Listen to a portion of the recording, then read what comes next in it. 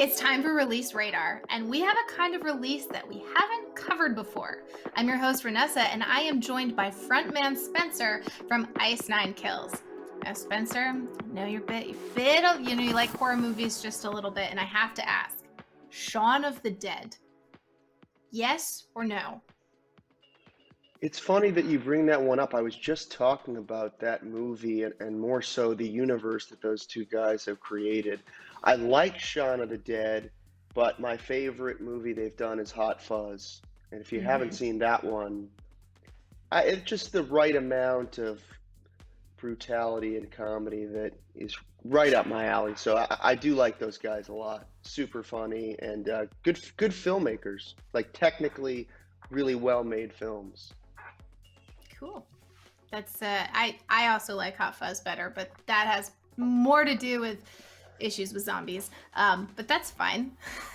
Great person to Yeah. talk to about all this. So before we dive into this new release, we gotta introduce our DreamHack audience to a little bit about who you are and what Ice Nine Kills has been doing. And to preface everything, there's this album that came out 2018, right, called The Silver Scream. That just tell us about that and where that came from. Absolutely. I've always been a huge fan of horror. Predominantly, my interests fall in the slasher subgenre. And since I started the band a long time ago, way back in high school in like early 2000s, I always tried to interject the horror vibe somewhat, whether it Mm-hmm. was a merch design or a title of a track or a line in a song that referenced the original Halloween. We always sort of used it a little bit, but it was more in the background. Our sound then was more of like a pop punk kind of a ska band, and it didn't. The horror angle super upfront wouldn't have really made sense with that kind of Mm-hmm. music because it was a lot, more happy-go-lucky Southern California sounding. But in 2000, I want to say 14 or so, I think the idea of really bringing in horror and making it more at the forefront came to light when we did a track called Me, Myself, and Hyde. And that song was about, the famous book of Dr. Jekyll and Mr. Hyde. And the reaction to that song was so powerful. It really kind of took the band to the next level. And when it came time to do that next album, I thought, why don't we do every song about a different book like we did with Jekyll and Hyde? And it worked out great. And we covered horror literature predominantly. We covered Carrie, we covered the Exorcist, which was originally a book. We covered all sorts of, Bram Stoker's Dracula, and it just really worked out great. That album was called Every Trick in the Book, and the next step, I was confident would be, let's just go for it. People are talking about, man, what would it sound like if Ink told the story of Michael Myers or Jason? And I thought, you know what, let's go for it. And that's where the Silver Scream was born. And we sort of just applied the same kind of concept that we did with the literature album to that next one. And I wanted to really not only homage these films that I love, but also create our own world where these movies Mm-hmm. live. And we kind of came up with this super story that involved me playing, myself, the singer of Ice Nine Kills, and visiting a therapist because I'm having these very disturbing dreams, and I would talk about my dreams. And each dream that I covered with the doctor was another platform for us to show our song and our music video. Because when it goes into the dream sequences, you're Mm-hmm. in the world of Friday the 13th. And it was just a lot of fun. It was kind of a dream come true for me because I not only do I get to, write songs about these movies that I know so much about and that I grew up with, but we also get to make these sort of high production value videos, and you feel like you're in the movie, and then that also lends itself to us playing live and dressing up like all those characters. So definitely cool to be able to trick or treat in your 30s for a living. Yeah, I was watching another interview you did, and you talked about working with someone who had worked on Phantom of the Opera to kind of help design these live sets with costume changes and lighting cues and deliver that full performance. I mean, that had to be fun, right? Like, was that like your dream? You start back in high school and you've gotten to this point where you get to do this level of production. Did it kind of like feel like fulfilling a dream? Definitely. It was really a lot of fun to put together. And I always liked those things. I was never um, in a ton of theater productions in high school. A lot of people would have thought that I would have been. I never did, but sometimes it was like a required part of Mm-hmm. curriculum. Like in middle school, I know that we had to, do a few different plays, and sometimes at camp there would be competitions where there'd be like, involve skit writing. And I always really loved that kind of stuff. And so to be able to do it on a level where, we have actors and we have a makeup team and Mm-hmm. special effects and, haze machines and all these lighting cues specifically set up for different parts in the song and different kills. It really is quite fun, and to be able to do it all over the world so far, it's been really exciting. I Yeah. cannot complain about what we get to do. And I think you can see that reflected, for people watching. I'm gonna assume you've listened to some of this. If you haven't, there's these really cool elements when you listen to the Silver Scream that draw you so fully into the song. Whether in the song about it, the like crazy carnival vibe that's just like manic and hectic and pulls you in, or if you're listening to Jason and the parent, like that woman's voice that is the parent, that was just like the counselors weren't paying attention kind of thing. It really it's this immersive experience, and that's what brings us to the new release. The reason why I was like, oh my gosh, I have to talk about this. It's so cool. You guys are doing something a little different than I think a lot of other bands do. You've got a graphic novel coming out that kind of matches up with the Silver Scream. Where did this come from? This is different. This is really different. I want to know where it started. Yeah, I think it all sort of started from our friend Josh Bernstein, who's over at Z2, and I've known him for a while through the metal world. It's not that big of a world. It's kind of a small club, and a lot of people know each other. And he's one of the guys that always just, he got Ice Nine Kills, he got the metal, he got the horror element, and he's a huge comic fan.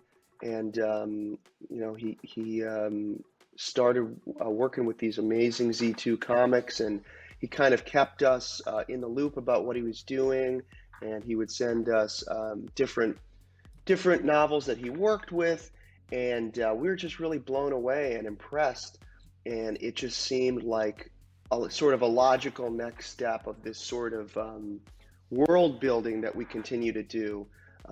We love the whole like Comic-Con horror convention circuit culture, and comics and graphic novels are just, they go hand in hand with these other interests of our fans. And I've always appreciated comics and graphic novels since I was a little kid. Grew up near Salem, Massachusetts, and would always go to this one place, Harrison's Comics, and I still go there to this day whenever I'm back in town. And there's a nostalgia that comes with that whole world that's very similar for me to the whole VHS era that I grew up in, that helped foster my love of horror. And to me, it's so cool to see some of these ideas that we've had for the graphic novel start to come to life in these drawings that we're starting to see. And Josh has assembled a fantastic team of writers and artists, and I'm just really excited to see the fan reaction to it, because it's a little bit of a different angle. I'm usually quote unquote like the star of the show in terms of like the movie Hmm. that we did. But this really pays more respect to the Ice Nine Kills fans and how passionate they are, and really follows more of their story. And there's Ice Nine Kills stuff in the background, and it all sort of takes place over a court case that involves the band. And I think it's just one of those things where it's excuse me, very cool to see that there's so many layers to what we're trying to put Hmm. together. That it's not just about the band, but it's really about our psychos, which is what we call our fans. And I can't wait for them to really dig in and really embrace the story, which I think they very much will. So this is you've gone about this a few different ways. You're creating a universe. You're not just creating a music track or a performance at a show, but this is really a full universe. And I have to ask, does it continue further, right? Like, you had an album that was all about the books, now the Silver Scream, which, by the way, if you don't get the title, it's a brilliant title, and I enjoy it every time. For people watching, think about the title of the album for a little bit. Is there a next progression? You've got these enhanced performances, you have these music videos that tell a story, you're adding this graphic novel. The past album was about, horror related books. What's the next? Doesn't have to be an actual plan. What's the next dream step for you for expanding this? I think really what we're doing behind the scenes now, working on a new album and more of that universe building that you're talking about. And I think for me, everything that we do, that next thing that we do, I really try to tie in all of the previous elements and Hmm. continue to hopefully just push the boundary on what bands do in terms of building all that other content. As you said, we're not doing just music, and it's not because like, oh, we think we're so damn creative. It's just really just about fun, and Yeah. it just gives us something to do when we're not writing an album. And usually Hmm. it's kind of just, you write an album, record it, and tour, and then rinse, repeat. So this gives us some fun stuff to do in our twilight years. Hmm. Well, I guess we're not that old, but I was gonna say you're not there yet. well, we Uh, use don't let me fool you. It's a lot of lotion on my skin to keep it oh, from okay. cracking. Well, I before the pandemic hit, I saw Alice in Chains, and they were awesome, and they were still, going strong. So you've got plenty of time. Uh, I love Alice in Chains. yeah, it was a great. It was my. Is I mean, this is a side topic, but I saw them with Korn. It was my first time seeing Korn live. It was a wild experience. So, I mean, That's awesome. production, yeah, that's you want to talk production. All the stuff you guys are doing are great. There's been a lot of great like metal production things that are coming. So I want to go back to talking this rinse repeat formula. No one's been able to do it because we're stuck. For the seeable future, we're all stuck at home. And I did want to ask, did that contribute to this graphic novel timeline? Has that helped push creativity because you don't have the pressures of a tour? You kind of have a little more space. I think absolutely. Obviously, the pandemic had so many downsides. Obviously, tremendous death being the first one, Mm-hmm. just a tragedy all across the board. But when you're faced with a situation that no one's seen, where I mean, I don't think anyone foresaw that we would really be in lockdown for more than a couple of days or a week. I mean, I thought it was a joke at first in terms of like, come on, it's not really going to be for months. I remember Mm-hmm. talking to someone, they're like, back in March when everything sort of went down, someone was like, "Yeah, man, I mean, we could be stuck this way till August," and I was like, "Oh yeah." Meanwhile, now over a year later, um, clearly I was wrong. But to get back to your question, I think I really tried to make the most of the time at home, tried to look at it in a positive light in terms of, okay, well, definitely sucks that we're not doing these great tours and we're not seeing our fans and traveling the world like we usually do. Let's let's really take advantage of this time. Let's write. Let's continue to be creative and think about ideas and just make sure that the second those floodgates open and the world is back to normal, we're ready to go with a ton of great stuff. And I'm happy to say that yeah, we did just that. And I think the material that we've been working on is really going blow our fans away, and I'm very excited to do that because I hear a lot of bands talk about we don't really think about what the fans want. We just got to write for ourselves. That's what we've always done. But for us, it's always like we want to excite our base, and and that's how we write. I'm excited. That's gonna be cool. I mean, I'm excited to check out Inked in Blood. And I gotta ask, you guys have excellent merch game. Like seriously, you are always on top of that. So do you have something planned for the graphic novel? I mean, are we gonna get special merch from it? Absolutely, and I'll sort of let the cat out of the bag. I'm not sure when this is going to air, but we do a monthly drop for our merch Nightmare on the 9th, and this coming Nightmare is going to be all geared towards the Inked in Blood comic book. You're going to be able to buy different merchandise bundles and pre-order the graphic novel if you haven't. And we're working on a lot of stuff that if you love, the iconic characters and logos from the comic books that everyone grew up loving, you will really like what we've prepared here. Again, we always work with this guy Mike Cortado, who's just the best artist in the game, and he gets what we do, and he's so creative that I think we've got a really special Nightmare on the 9th coming up for Inked in Blood. Very cool. Well, that's exciting to hear. I'm gonna ask for teasers once again. Then I'm gonna keep asking about the future. We're talking about tours. We want them back. I'm so sad I missed out on like a Hollywood Undead Ice 9 kill. But we talk about the future. When is that? Are they planning? Should we expect to see a tour the moment things open back up? Like, what are you guys looking into for that? It's definitely exciting because over the last few months, it's the first time where any sort of positive kind of light at the tunnel conversations have gone down about, wow, we're starting to try to put stuff on the books. And I can't say too much about it, but we are hoping that, you will see Ice 9 Kills playing shows before the end of this year. And, of course, I'm not Nostradamus, so I can't predict what the climate's going to be like come fall.